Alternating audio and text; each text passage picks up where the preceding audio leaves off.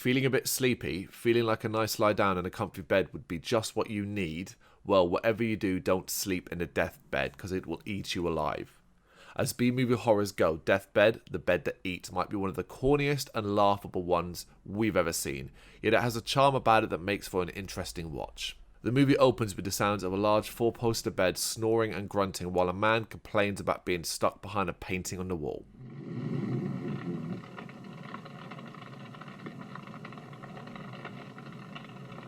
I've been in prison behind my painting in this limbo for 60 years now since my death.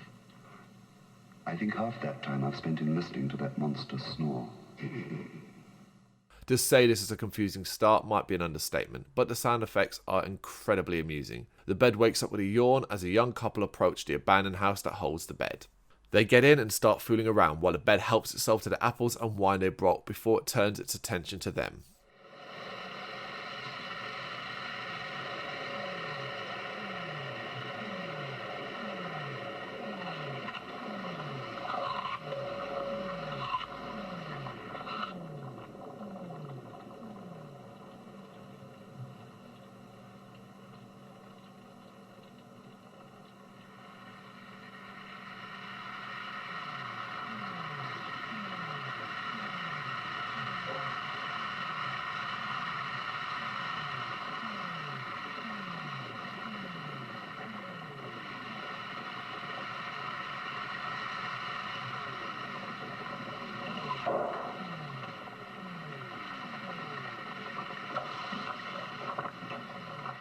They sink into the bed to be digested in the bed's stomach fluids while a man behind the painting teases and mocks the bed for killing its only chance to get out of the basement.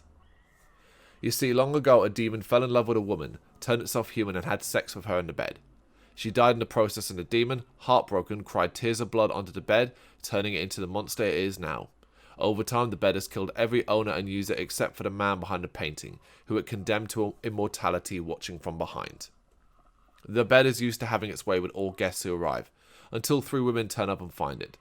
One of the women in particular scares the bed as she bears a resemblance to its mother, who died during a night of passion with the demon.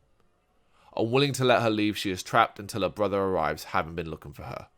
Will he escape the bed's evil plan, or will he just end up as another meal?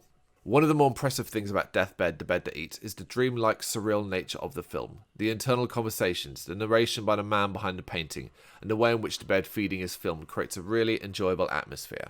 And the story, particularly the demon stuff and associated flashback scenes, are pretty interesting and make it seem more fable-like. It does mean though that the film takes on a more serious tone, something that inevitably hampers the enjoyment of a bed that eats people. It is a pretty dire movie overall, as the acting alone will see shudders running through you.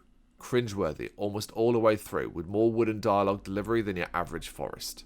Throw in the awful effects to mark it out as a super low budget and you've got a movie that could have been so much more.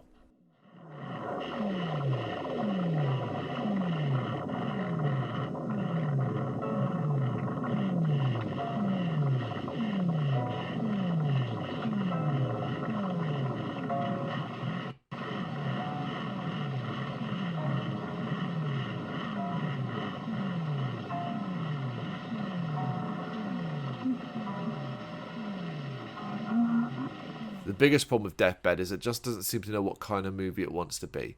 Artsy at times, flashes of gore, tongue-in-cheek bed sound effects, and deeper than expected storyline. Yet it is a horror about a bed that eats. Perhaps it shouldn't have taken itself so seriously.